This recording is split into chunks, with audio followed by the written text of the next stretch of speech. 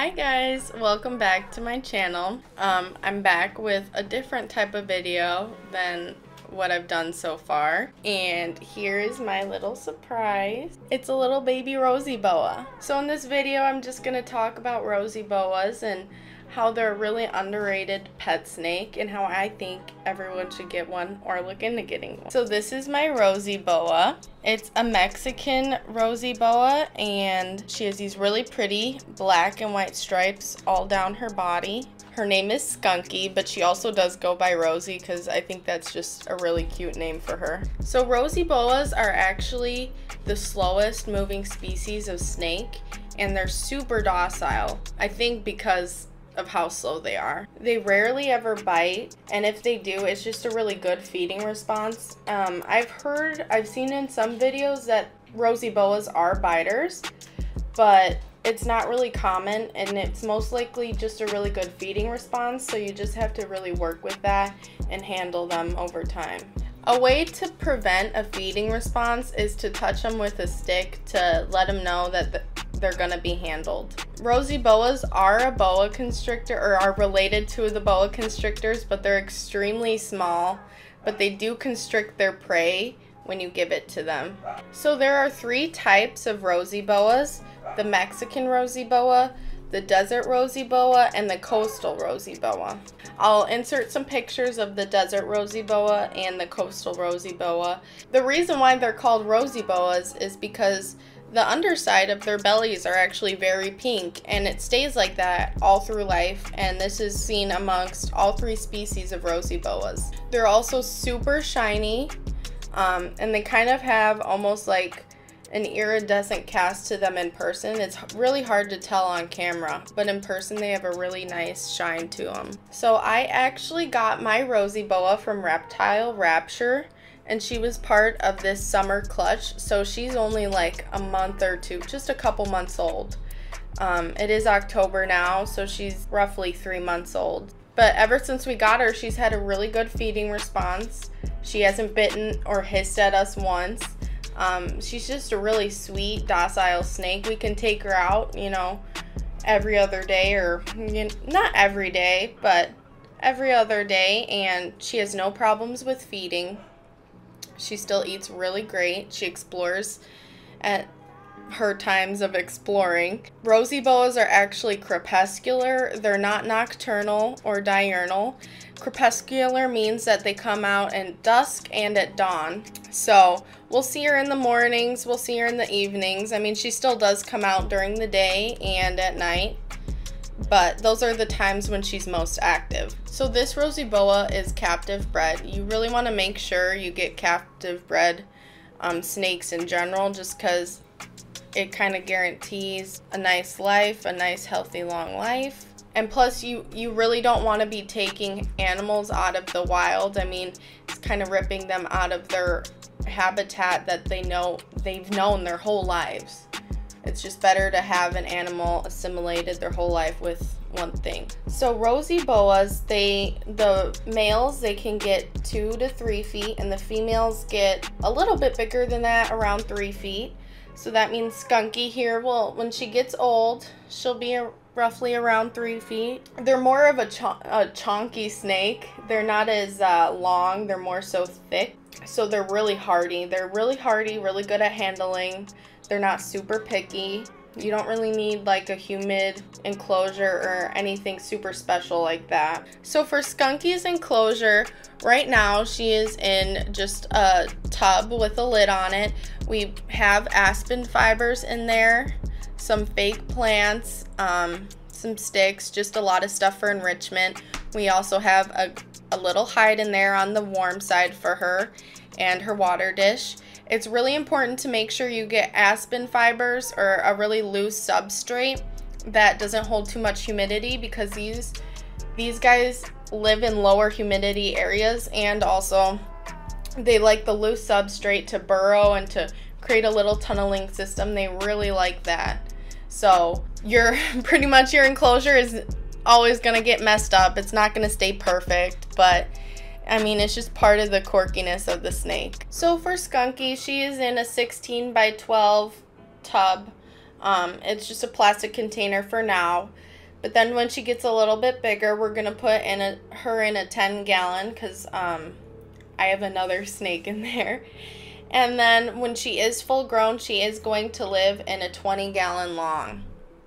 And that's good for the males and females. You can go a little bit bigger, but I wouldn't suggest anything smaller than a 20-gallon long for a full-grown Rosie. So for my Rosie, she obviously eats mice. She is pretty small, so she's still on pinkies, but you do want to feed them once every week when they're babies to around 2 years, and then when they become adults, you want to feed them once every 2 weeks. You kind of want to go on the girth of the widest part of their bodies, so kind of like in the midsection here, and you want the rodent to be about that same width of their body. You can go a little bit bigger, but that might make it so they're less likely to eat next feeding time. And you want to make sure after you feed them, you don't want to hold them for at least 2 days. I've heard a lot of places say 24 hours, but I always do 2 days, even 3 sometimes, honestly. Yeah, it really depends on the size of your snake and how well they're able to digest things and stuff. So after 2 days, if you're like really going stir crazy, you need to hold your baby, you can take her out, that's fine, and like check her cage to see if she pooped yet, you know, because then that's a really good indicator that you can start holding her again. If she hasn't pooped though and you're still like, you still want to hold her, it's okay. Just be really gentle and try not to stress her out too much because she still has to digest that food. For their water, you do want them to always have fresh water. Make sure it doesn't have that slimy stuff. Be cleaning it at least once a week, really good. So for her water dish, I'm honestly just using a peanut butter cup. I cleaned it really good. I have a penny in there, a little snake discovery hack. I won't give it away though. That does prevent the sliminess though. You do not want to overfill this or anything because you don't want any mold to grow in the enclosure because aspen does not do well with humidity at all. It will just get moldy. So you really don't want to like overfill this like you would with a different reptile or anything. And with Rosies, you can actually let their water dish dry out because they live in a very dry area. They don't drink as much water. Obviously don't wait a long time and let it just be dry for weeks on end. Let it dry out, and then once you see it's dry, then you can fill it up again. You just really do not want to overfill their water dish. So for Rosy Boas, you want their hot side to be around 88 to 90 degrees. You do want to have a hide on that hot side so that when they want to sleep or just relax, or when they're digesting, they can go over to the hot side in their hide and just chill out.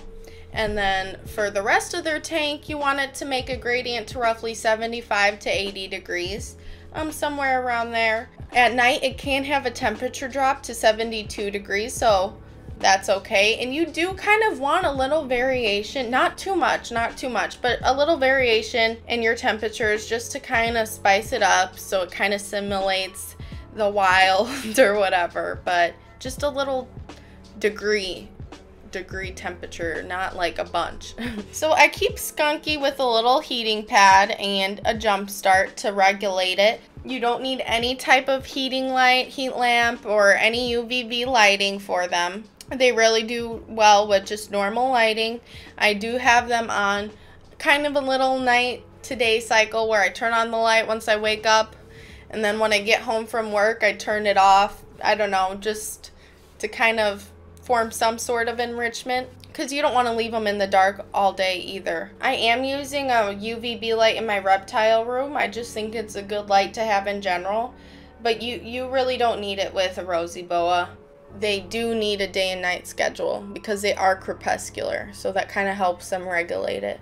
So with handling Rosie, since she is so small yet, you want to be really gentle when they're babies because she is really squishy because she is pretty fat. She's not super long, she's more so fat. Really don't want to like move too fast. They can get a little head shy. Rosie is not head shy. I've accidentally booped her a couple times here and there and she doesn't even care.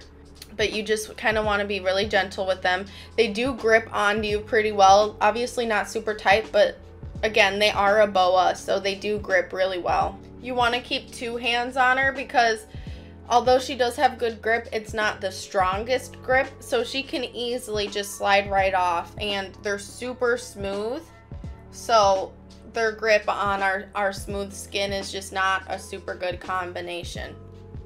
Obviously, you can still hold them with 1 hand and stuff. You just want to make sure you have a really good grip on them and they have a good grip on you. I got Skunky for $150, but you can get an adult Rosie for about $250. So different localities are still around the same price. There shouldn't be any price variation. Depending on where you are, it might be a little bit harder to find them. So I think that's enough talking. I kind of want to show you guys my reptile room and Skunky's little enclosure. You guys can obviously put her in a glass enclosure. That'd be perfect for her, but this is just her temporary little enclosure. It's my reptile room. We just finished this project about 2 weeks ago. It's obviously not done, but I love it. We still have these little decorations on the rack. I have one of my animals down there. It's a little ball python. I think he's a pinstripe. This is for a project to come. And then I have a pet jumping spider named Jimmy. It is a girl. And there he is. He's getting big. This is Rosie's or Skunky's enclosure. I have aspen fibers in here. I really like aspen because it's a loose substrate and it holds the tunnels and all the little burrowing they do really well, so they can go back to their little holes and explore. I have just some vines with leaves on them and some sticks. I got these little cute plastic succulents from the dollar store. There's another one in the corner. You can see Skunky already wants to come in here, but she can't yet. Everything in here I washed and sanitized well before putting in her cage. You want to make sure everything is clean before putting it in the cage. She has her little hide. We put some leaves in there too. That is her enclosure. We have a little thermometer in her tank just to show us what she's at. And then we have her actual jump start hooked up to her heating pad to regulate the temperature. We have 2 jump starts. So I'm gonna be making more videos on the rest of my pets and some future projects. I'm obviously still gonna be doing my normal makeup videos, but I just really wanted to share this with you guys. I hope you guys really liked my video, found it informative. Thank you so much for watching, and if you like this video, just like and subscribe.